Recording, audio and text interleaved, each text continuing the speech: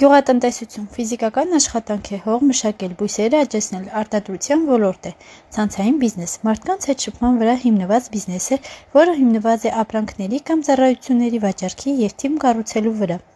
Գյուղատնտեսություն պահանջում է ներդրում, հող, տեխնիկա, սերմացու, ջուր, պարարտանյութ և այլն։ Ցանցային բիզնես սկսելու համար չի պահանջվում ներդրումներ, հիմնականում ռեսուրս ժամանակ, շփման հմտություններ և ինտերնետ։ Գյուղատնտեսություն շահույթը գալիս է մթերքի վաճառքից, դա կարող է սեզոնային լինել և կախված է եղանակային պայմաններից։